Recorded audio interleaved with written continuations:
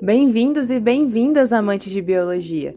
Estamos no nosso 11º episódio do Baseado em Evidências, um podcast de divulgação científica da Universidade de Brasília, a UNB, que faz parte do projeto de extensão BioUNB. Meu nome é Ana Clara, eu sou estudante de farmácia e aluna do projeto. É com imensa alegria que receberemos a doutora em Bioquímica Toxicológica Andresa Fabro de Bem. Ela é professora associada ao Instituto de Ciências Biológicas da UNB e foi uma das fundadoras no nosso projeto BioUNB. Hoje, ela está conosco para falarmos sobre distúrbios metabólicos, obesidade e o acometimento de doenças degenerativas como a doença de Alzheimer. Temos certeza de que vai ser uma conversa muito legal e enriquecedora para todos os nossos ouvintes. É uma honra enorme recebê-la. Boa tarde, professora. Primeiramente, é muito bom ter você aqui de novo com a gente no BioUNB. E eu queria começar essa conversa perguntando um pouco mais sobre você. Quem que é a Andresa e como que ela chegou nessa área de pesquisa sobre obesidade? Obrigada, Ana. Obrigada, Xará, Andresa, pelo convite e o convite da BioUNB para falar com vocês aqui nesse podcast. Você me fez uma pergunta difícil de definir, sabe? Eu defino tudo isso como um processo muito em metamorfose, algo que se transforma desde o princípio, né? Então, algumas questões são casuais, né? Aconteceram dependendo do tempo e do espaço onde eu estava no momento. Então, você me perguntou quando que eu comecei a trabalhar com doenças metabólicas, e eu vou dizer para você que possivelmente desde o meu mestrado, nós já começamos a estudar. Eu trabalhava num grupo que estudava as propriedades de um composto antioxidante muito importante que contém selênio, e ele é um composto antioxidante. E a partir daí eu comecei a estudar então o efeito destes compostos de selênio em doenças metabólicas. É um processo que vem de bastante tempo, desde o mestrado. O prazer e a sorte de ter vários amigos que trabalhavam muito com neurociências, e aí por conta dessa proximidade, dessa amizade, dessa vontade e necessidade de trabalhar em conjunto, a gente começou a somar esforços para entender então a relação das doenças metabólicas, e aí a partir daí cada um que entra na história acaba contribuindo um pouquinho e contribuindo para as pesquisas que a gente desenvolve até hoje. É uma longa trajetória, né? Uma trajetória muito bonita que a senhora tem na pesquisa da área de doenças metabólicas. Então, eu queria perguntar de uma forma mais simples para os nossos ouvintes, o que seriam esses distúrbios metabólicos? Como que eles podem afetar o dia a dia das pessoas que possuem esses distúrbios? E se esse impacto ele é positivo ou é negativo? Esses distúrbios metabólicos, eles estão muito presentes, né, nas condições físicas e de saúde e doença de todos nós, né? Então, nós podemos definir doenças metabólicas como um conjunto de doenças, que eu já vou dar alguns exemplos, que afetam o nosso metabolismo. O nosso metabolismo é como que o nosso corpo funciona. Então, por exemplo, quando a gente come dietas desbalanceadas, dietas que tenham muita quantidade de lipídios, de açúcares e que sejam muito pobres nutricionalmente, né? Porque a quantidade de vitaminas, sais minerais, esses alimentos ultraprocessados, por exemplo, esses são componentes do nosso ambiente, da nossa dieta, do nosso dia a dia, que impactam no nosso metabolismo, induzindo patologias, né? Como a obesidade, o diabetes, a hipertensão, as dislipidemias, que é o aumento dos lipídios na nossa circulação, como, por exemplo, o aumento do colesterol. Então, todas essas doenças que eu citei aqui são doenças metabólicas, porque elas afetam o funcionamento normal do nosso metabolismo. E você perguntou se isso tinha, né, um impacto positivo ou negativo. Isso acaba tendo um impacto negativo, porque as doenças metabólicas, elas causam situações que são incapacitantes para o indivíduo, né? Por exemplo, a diabetes é uma doença crônica degenerativa, que ela vai avançando com o tempo e que ela não tem como ser revertida, né? Ela vai impactando diversos órgãos e sistemas. Então, o impacto de desregular o nosso metabolismo, né?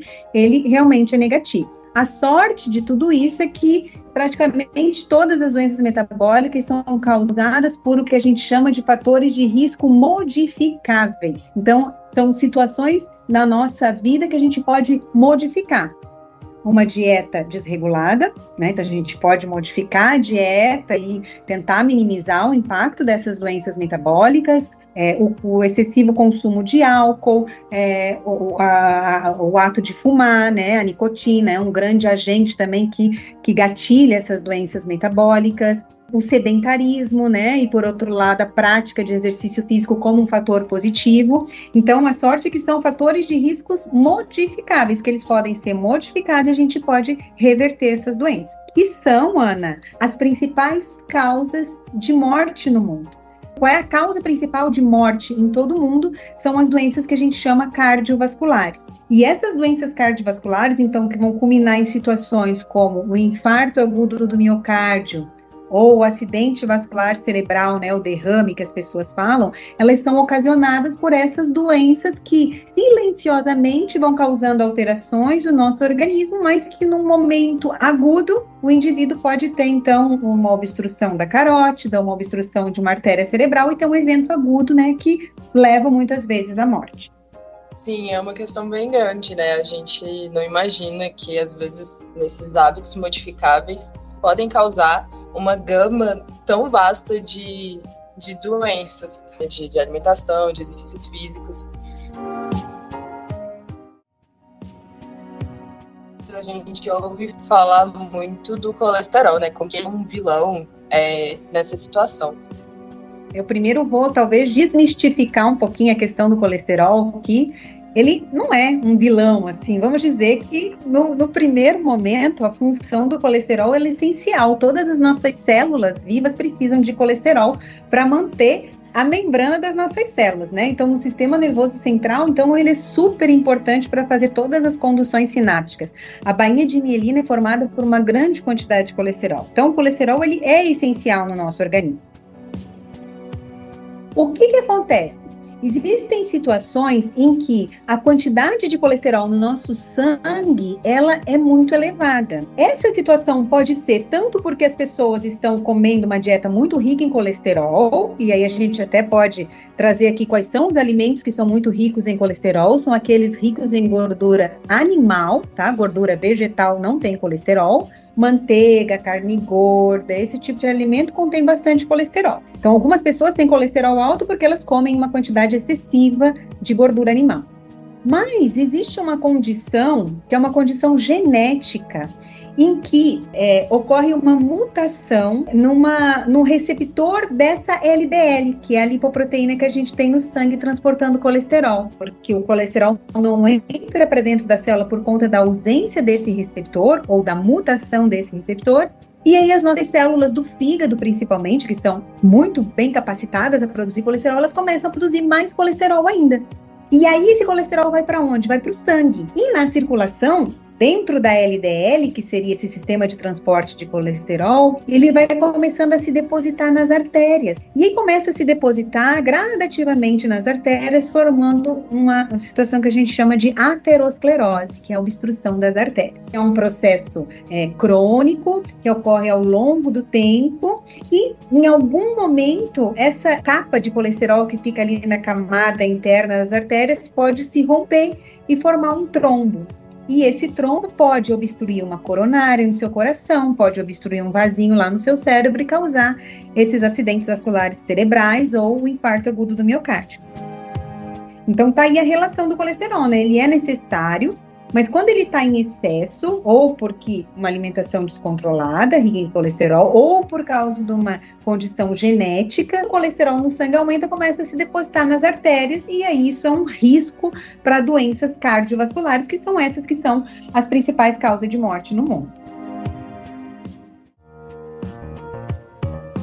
A gente queria saber se a senhora tem trabalhos com o modelo de hipercolesterolemia e como que eles funcionam, como que esse estudo ele é conduzido para poder fazer esse tipo de pesquisa. Existem vários, né, estudos em indivíduos acompanhando ao longo do tempo, que já caracterizaram essa questão chamada de hipercolesterolemia. Por nossa sorte, na década de 90, né, foi descoberta a estatina, que é um fármaco que é capaz de diminuir a síntese de colesterol, e por conta disso, então, os pacientes, né, com colesterol alto têm, então, uma possibilidade de sobrevida muito maior, e a gente estuda os processos relacionados ao aumento de colesterol no sangue em modelos animais. Durante o meu doutorado, eu comecei estudando no modelo animal em coelhos, em coelhinhos. Coelhos são herbívoros, então a gente dava uma dieta com muito colesterol para eles não sabiam, o organismo deles não sabe lidar com esse colesterol. O colesterol se depositava nas artérias também, era um modelo de aterosclerose. E no nosso laboratório na UNB, a gente também tem um modelo, que aí é um modelo genético justamente relacionado com essa doença, essa condição genética da hipercolesterolemia, que a gente chama hipercolesterolemia familiar, que é uma doença genética transmitida, né, por herança genética na família, entre os descendentes. E aí a gente tem um camundonguinho que ele tem a mesma deficiência no receptor de LDL. Então ele é um modelo muito interessante para a gente estudar o impacto do colesterol alto. O que a gente estuda, né, mais especificamente é o impacto desse colesterol alto no sangue sobre as funções cerebrais. O trabalho da Natasha, o mestrado da Natasha, foi sobre hipercolesterolemia familiar. E eu lembro que ela mostrou a diferença dos órgãos afetados, se o camundongo era fêmea ou se era macho. Foi um trabalho impecável, foi perfeito do laboratório. Olá, me chamo Natasha Prado. Sou biotecnologista, mestre em patologia molecular e doutoranda do Lab de Bem. No laboratório, desenvolvemos pesquisas voltadas a uma doença de origem genética, conhecida como hipercolesterolemia familiar. Os indivíduos que possuem essa doença apresentam altos níveis de colesterol sanguíneo devido a algumas disfunções na absorção do colesterol pelas células. O aumento do colesterol ele está associado ao surgimento de doenças cardiovasculares, ao aumento de fatores inflamatórios nos órgãos e a até mesmo distúrbios no sistema nervoso central. Nós percebemos que nas pesquisas anteriores, os estudos envolvendo essa doença são realizados principalmente em modelos animais do sexo masculino e, por vezes, as conclusões são extrapoladas para o sexo feminino.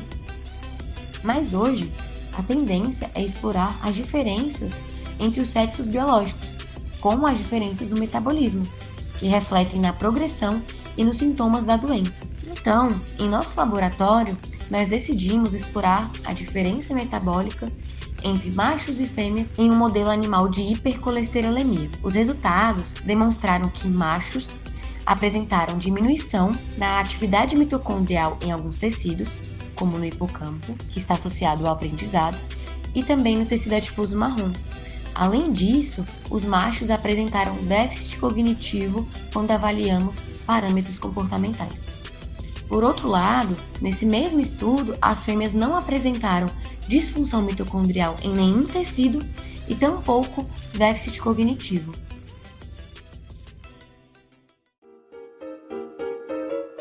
Eu queria perguntar também se nesses estudos que a senhora fez, foi possível relacionar esse aumento do colesterol com o desenvolvimento da doença de Alzheimer, se foi possível observar essa relação. Existem estudos epidemiológicos, estudos com indivíduos clínicos que têm colesterol alto durante a vida, eles têm uma suscetibilidade muito maior de desenvolver a doença de Alzheimer no período do envelhecimento. Tem muitos estudos que já estão mostrando isso, inclusive colocam que o colesterol alto é um fator de risco para a doença de Alzheimer. Por conta dessa constatação epidemiológica e clínica, a gente quer entender quais são os mecanismos biológicos que estão relacionados com essa relação. Então, como nós temos um modelo animal que tem colesterol alto e que tem essa condição genética que leva esses animais a ter colesterol alto, a gente foi estudar como que o colesterol alto afeta o cérebro desses camundonguinhos. E o que nós vimos? Surpreendentemente, nós vimos que quando a gente faz um teste de memória nesses camundongos, né, que é possível, os camundongos são muito inteligentes, eles aprendem as tarefas que a gente coloca para eles a fazer. Os camundongos com hipercolesterolemia familiar, eles não eram bons em discriminar as tarefas relacionadas ao funcionamento de memória. Então, a gente já via que esses camundongos têm um dano cognitivo. E aí, a gente foi estudar vários aspectos que poderiam estar relacionados. Então, a gente verificou que o cérebro desses camundongos é mais inflamado. A gente viu que a permeabilidade da barreira é muito maior nesses camundongos, né? Porque o cérebro é um componente do nosso corpo que a gente chama de imunoprotegido. É como se ele tivesse uma redoma lá e só entra o que é permitido no cérebro. Nos camundongos hipercolesterolêmicos, essa barreira ela é mais flexível, ela deixa passar coisas, inclusive moléculas inflamatórias, células inflamatórias da periferia.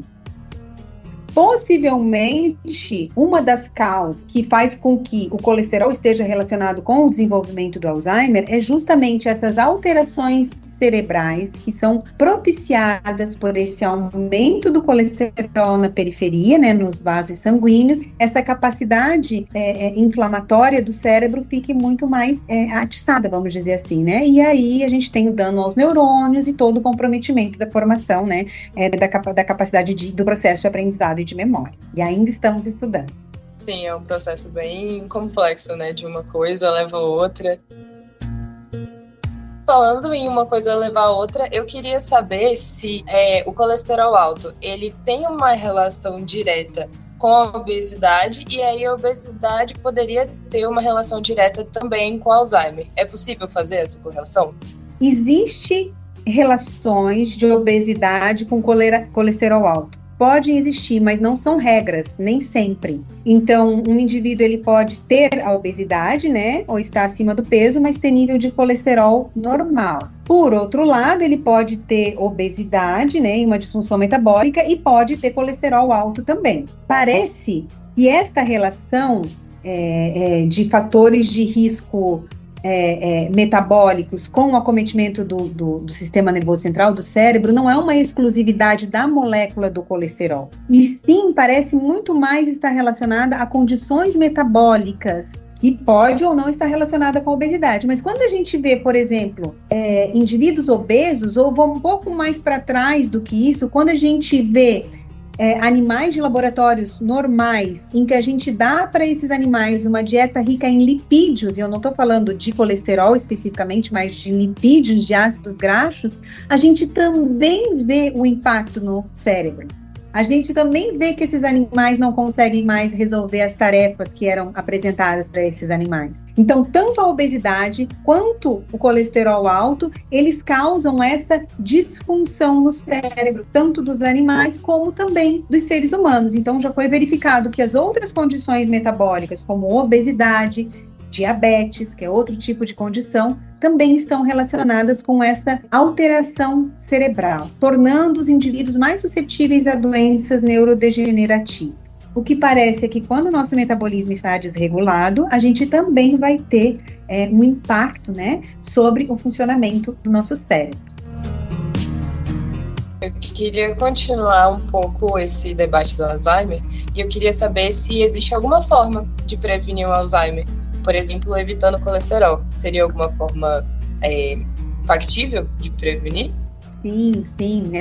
Inclusive existe um grande grupo que agora tem uma abrangência mundial chamado FINGER, né? Que é um grupo que estuda justamente essa questão que a gente falou lá no começo dos fatores de risco modificáveis para prevenção da doença de Alzheimer. Então, como a gente já sabe que prevenindo essas doenças, a gente aumenta a longevidade das pessoas, tanto pelas condições cardiovasculares, como também protegendo o cérebro. Então, existe sim uma forma de prevenir, né? Quando você previne, quando você consegue regredir as doenças metabólicas, da mesma forma você está regredindo ou diminuindo a possibilidade de esse acometimento cerebral acontecer. E aí, por exemplo, a gente fez um trabalho muito legal, que foi um estudo de uma aluna de doutorado, em que a gente se perguntou assim, já se sabe, existe uma situação que é chamada de paradoxo francês. Vocês conhecem a situação do paradoxo francês? Não. É super legal. É que assim,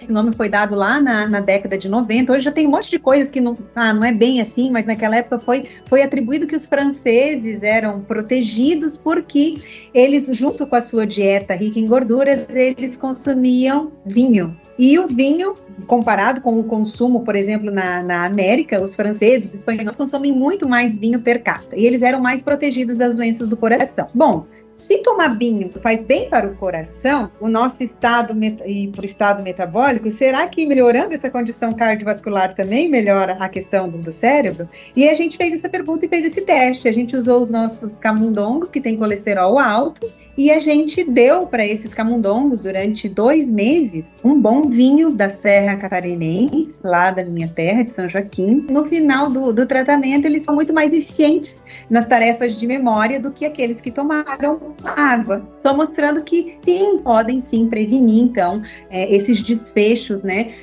negativos sobre o sistema nervoso central. Mas estão principalmente relacionados à mudança do estilo de vida. Eu vi que o álcool, dependendo da dose, quando você toma baixas doses de álcool, ele tem uma série de efeitos protetores.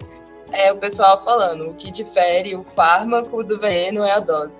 Isso é muito interessante. Exatamente. Então, continuando, além do Alzheimer, a senhora sabe alguma outra disfunção cognitiva que pode estar associada com a obesidade?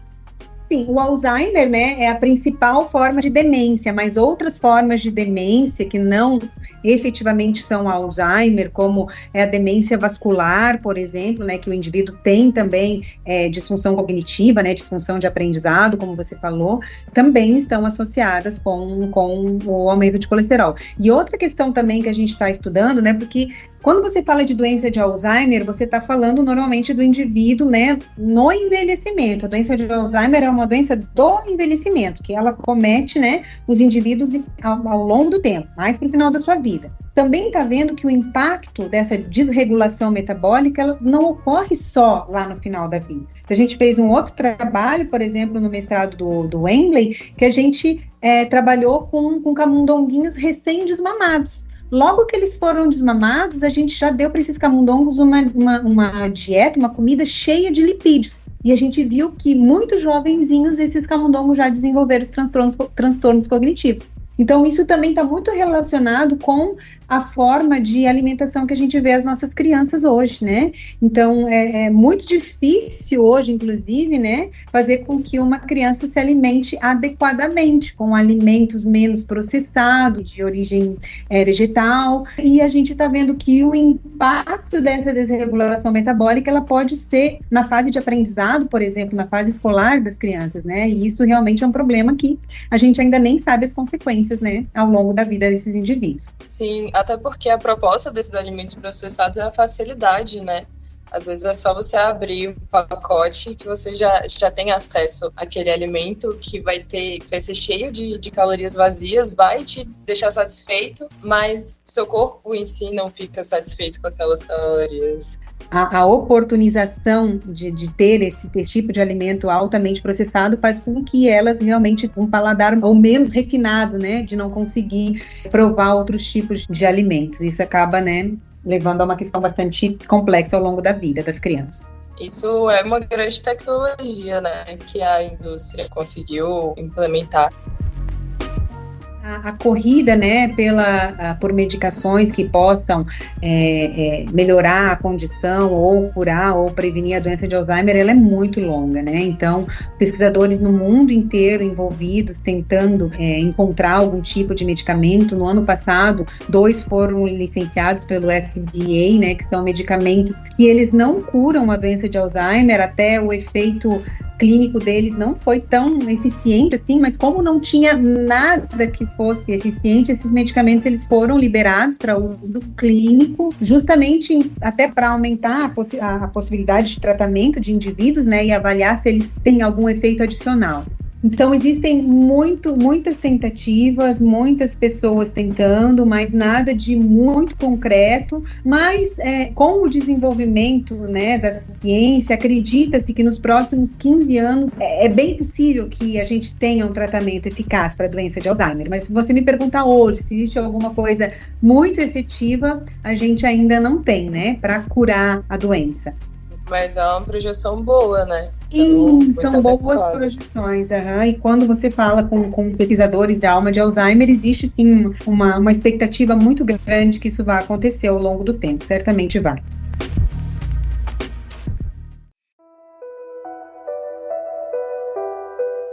Oi, eu sou o Wembley, aluno de doutorado do Lab de Bem, e durante o mestrado nós trabalhamos com um modelo de disfunção metabólica mediada por dieta rica em gordura.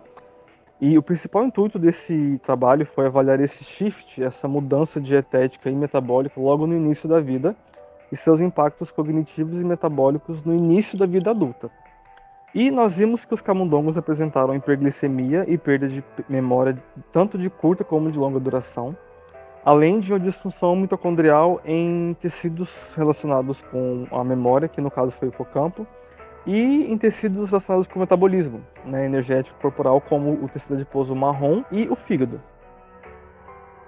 E essas descobertas foram muito interessantes, né? Nós não esperávamos tamanha magnitude desses efeitos em animais tão jovens, né, visto que a intervenção dietética foi iniciada logo no início da vida.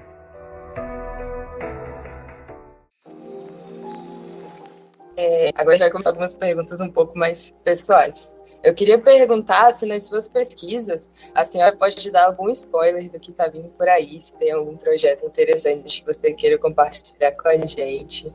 Gente, tem um projeto super interessante que eu estou assim, bem fascinada. Eu tive nos últimos 2 anos, eu morei na Suécia. E lá na Suécia, as pessoas têm uma mania, é um país muito frio, todos os países nórdicos, Finlândia, Noruega, eles fazem umas maluquices assim, que é ficar numa sauna a 50 e tantos graus e depois eles pulam num lago congelado, né? Fazem um furinho assim no lago, no gelo do lago e mergulham. Então, a gente está fazendo um tipo de modulação de exposição ao frio, né, para avaliar se e já se sabe que quando você se expõe ao frio, você modula o seu metabolismo. E aí a gente quer entender se essa modulação do metabolismo com frio pode ter algum fator impactante sobre o sistema nervoso central. E a gente já está tendo alguns spoilers, assim, bem animadores para seguir nessa pesquisa.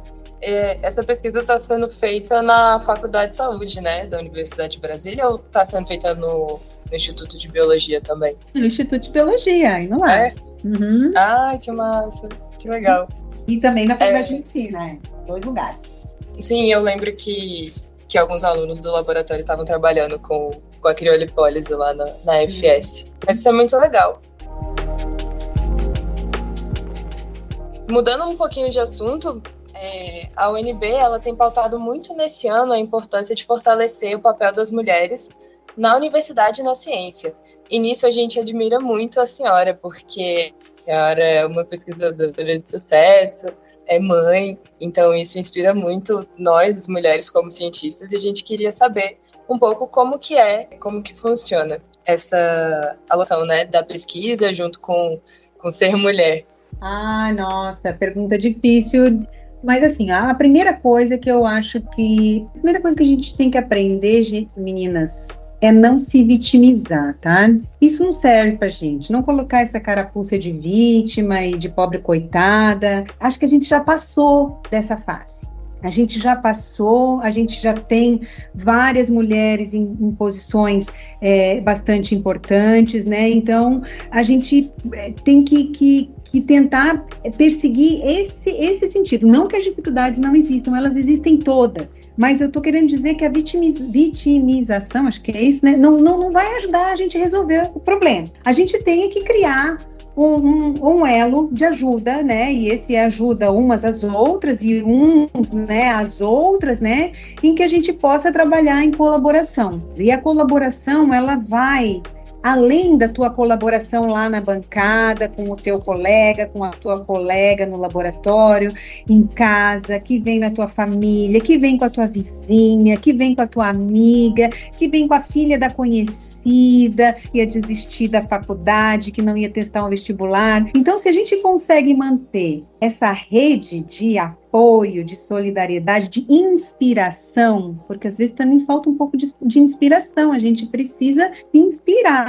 já tem uma obrigação de tentar trazer a outra para o seu lado. Talvez esse seja o segredo, seja tentar, não é segredo, né? Seja alguma fórmula que te adiante, porque cada dia vai ser um dia diferente. Para uma mulher que é mãe, para uma mulher que cuida da família, para uma mulher que cuida às vezes dos pais, enfim. A gente já sabe que essas atividades são muito mais colocadas, né, nas mulheres do que nos homens. E então a gente vai criando essa forma, esse resolve cada dia de cada vez, mas sem esquecer das possibilidades que a gente tem. Então a gente tem muitos problemas para enfrentar, problemas diários, né, desde domésticos, familiares até políticos, socioeconômicos, e sempre lembrar assim aqui, talvez nós estamos na universidade, a gente está aqui, está tendo espaço, está tendo oportunidade, então, né, não tem receita, né, tem que tentar fazer o que dá e tentar resgatar essas pessoas. Como é que eu vou comparar o mérito em condições diferentes? E não existe receita, viu, Ana? Cada dia é um dia.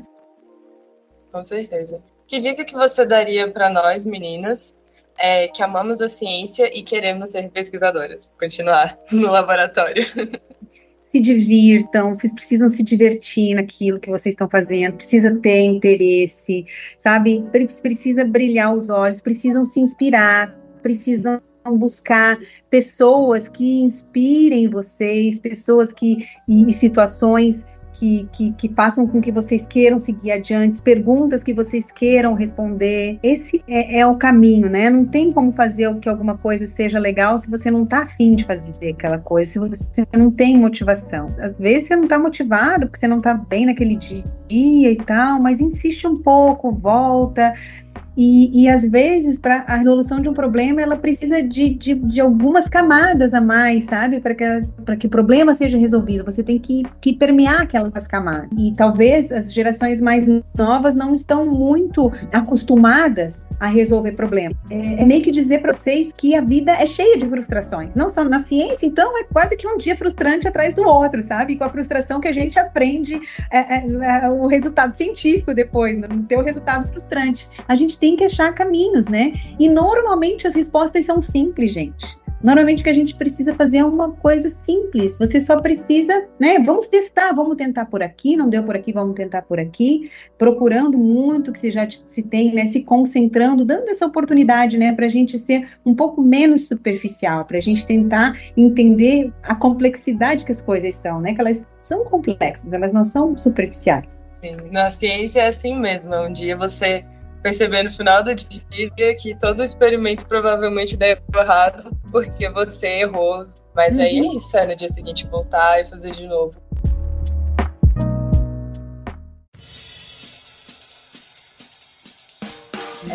A gente queria fazer um jogo aqui de perguntas rápidas. Para a senhora, você topa participar? Topo, mas assim, a minha memória rápida às vezes é lenta, tá? Isso eu vou dar conta. Não, de memória não, são perguntas sobre a senhora. Pode ser? Pode. Qual que é a sua palavra favorita? Ai, piegas, mas é ciência. O que te anima? Ai, me anima os sorrisos das pessoas. É isso. Que som ou ruído que você ama? Gosto de conversa. Você gostaria de ter alguma outra profissão? Não. Em uma escala de 1 a 10, o quanto que você é estranho? Ai, deve ser uns 9. No que você não é muito boa? Ai, em tanta coisa, no que eu não sou boa, com cálculos, às vezes, não sou muito boa, física, não sou boa, geografia, um monte de coisa. Bicho, professor, você não é muito boa em cálculo, então não tô perdida. Ferrou, né? É. E por último, diga-me algo que seja verdade e que quase ninguém concorda com você.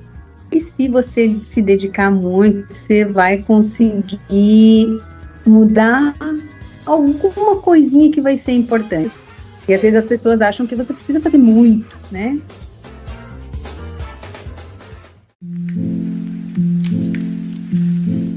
Para finalizar o nosso podcast, você tem alguma coisa a acrescentar? Eu queria falar uma coisa que aconteceu, que meu filho perguntou, acho que foi antes de ontem no carro, e ele me perguntou assim: mãe, você é mesmo uma cientista? E aí, dentro do carro, eu disse: gente, meu filho tem dúvida, né? Se eu sou uma cientista, pode ser que a minha mãe é uma cientista. E eu disse para ele, filho, sim, eu sou o protótipo da cientista brasileira. É isso, não é? Porque, assim, não existe, é uma peça-chave, né?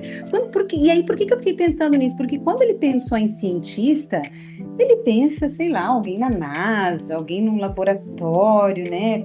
Fazendo descobertas incríveis, fazendo, sei lá, né? Num negócio super sofisticado, assim, super complexo. E aí ele me vê, porque ele já me viu no laboratório, ele me vê em casa, ele me vê nessas atividades, ele diz, mas como, você é um cientista assim? Sim, eu sou uma cientista brasileira. E aí eu achei muito massa isso, né? Eu acho que é isso que a gente, às vezes, falta, se a gente não tem muito reconhecimento do que a gente é, né? Nem a gente, nem as pessoas, ou mesmo quando te perguntam, né? Qual é a sua profissão? E quando me perguntam qual é a minha profissão, eu digo, eu sou professora, mas eu sou cientista. E talvez se eu falo isso, as pessoas vão achar arrogante ou vão achar que eu sou maluca, sei lá, não é? Aí eu fiquei pensando nisso, acho que isso é uma coisa que a gente precisa discutir mais. E vocês, talvez, né, nessa questão, né, do podcast, tem um podcast muito legal também, que é Nunca Vi um Cientista, né? Não sei se vocês já viram, esse é super legal, porque é exatamente isso que traz, né? Uma falta de reconhecimento que a gente tem dentro da nossa família, dentro da nossa casa, né? Às vezes dentro da universidade. Então, nós somos, né, o protótipo do cientista brasileiro.